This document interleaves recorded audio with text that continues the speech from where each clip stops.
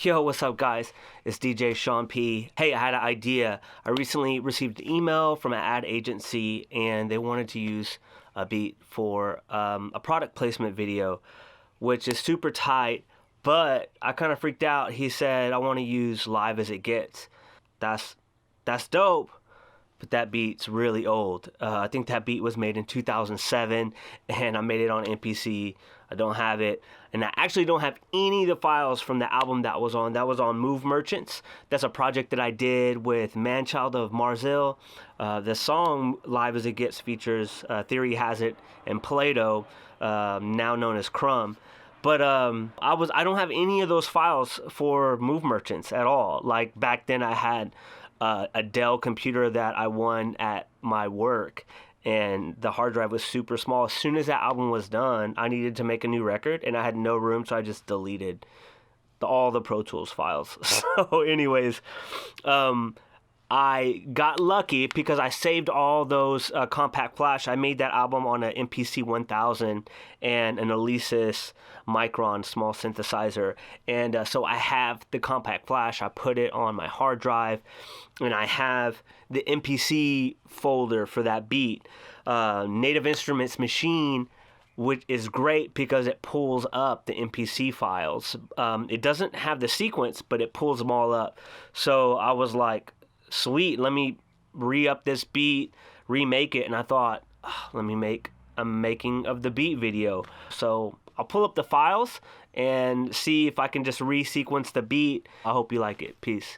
Alright, so I got lucky because Maschine opens up the sounds on the pads. And what's crazy is the way I used to make beats, before I really knew about EQing and stuff, I would just layer drum sounds.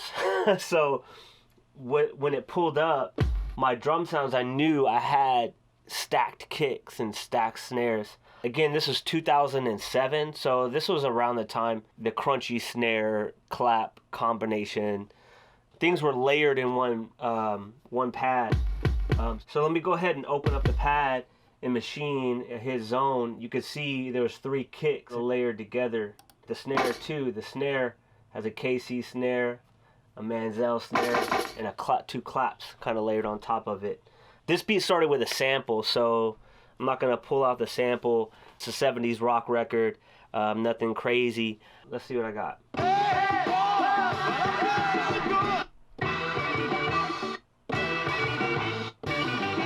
Horns. There we go.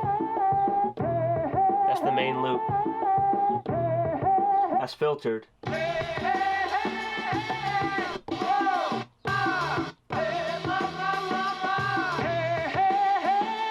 That's unfiltered.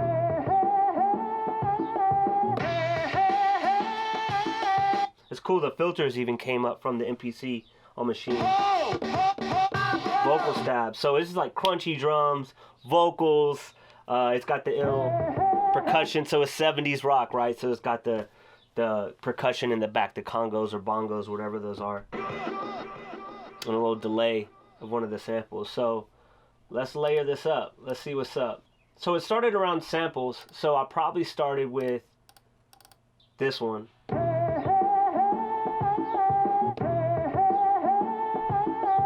So I already recreated it. Let's do a new one. Let me see. Let's show you how I did it. So I'll probably found the tempo, which is an odd tempo, 90.7. You know what I'm saying? So whatever.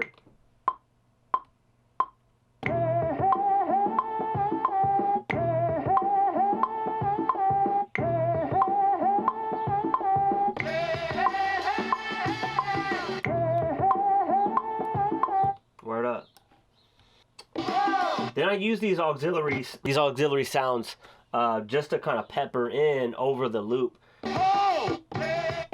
Kind of chaotic.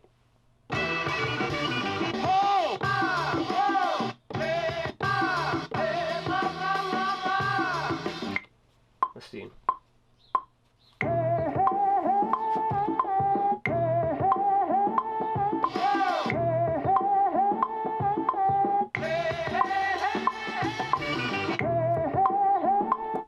So something like that. All right, then I doubled that loop, and I just edited the arrangement up. I added some different stabs and changed up the last phrase.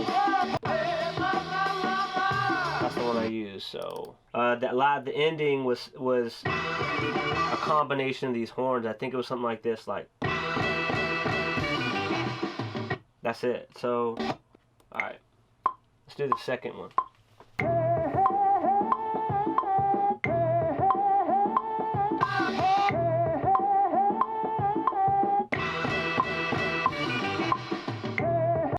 So, I mean, I just played around with these different sounds, same structure, vocal bed, stabs on top. Let's get to the drums. The drums consisted of a kick and a snare, 2 hi-hats, a clap, which I didn't use right there. I layered the clap on the snare. I think the drums was something like this. It was simple.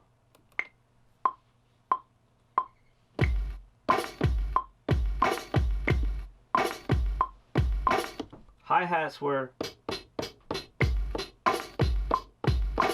So with the hi-hats, I always used breaks back then. I used a lot of breaks. So I would take 2 different hi-hats from a break, just like people would take 2 different kicks or 2 different snares and try to give it a live feel. This one's not a live feel at all, but it gave it a little alternation on it. And that's it. I think that's the drums. Let's put it with the sample.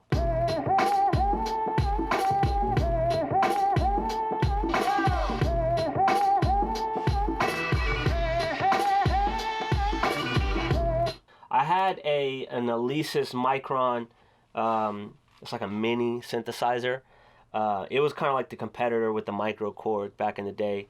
But I'd use a sawtooth bass on it, nothing crazy. And back then I'd use my ear all the time for bass lines, so notes were in and out.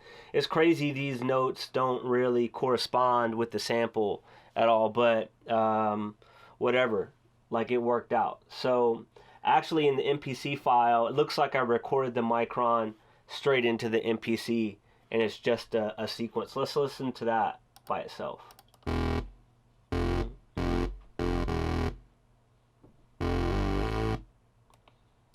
So I mean, that's a simple sawtooth bass. It's something like this. I'll find an equivalent in Maschine real quick.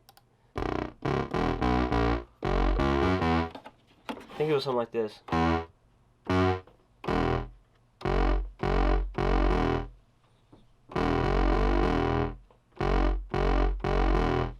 Simple. 3 notes, 3 random notes.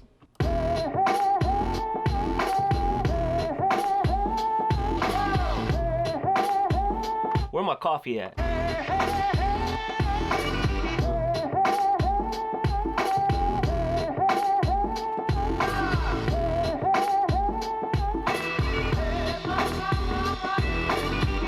Cool, let's go into the hook. The hook was kind of wild.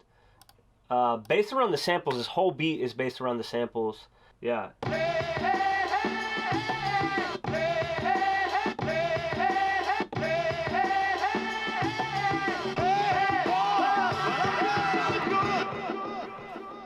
That was it. That was the whole hook. And just layer the drums on top of it. Let's check it out.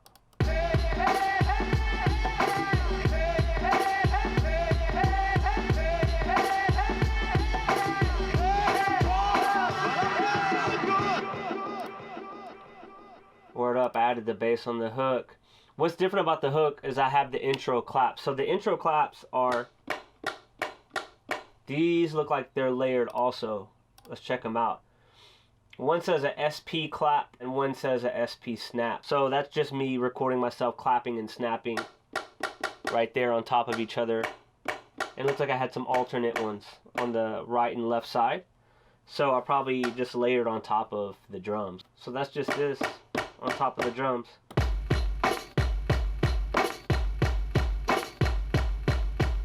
That's straightforward hip-hop where it's just about that rhythm. It's about the aggression. The sample does all the work. You're just layering in the pounding beats on top of it. So, man, this joint worked out. It was awesome because it just really requires some dope MCs. Live as it gets. There's some hip-hop. So, peace. But I think we can do this live, though.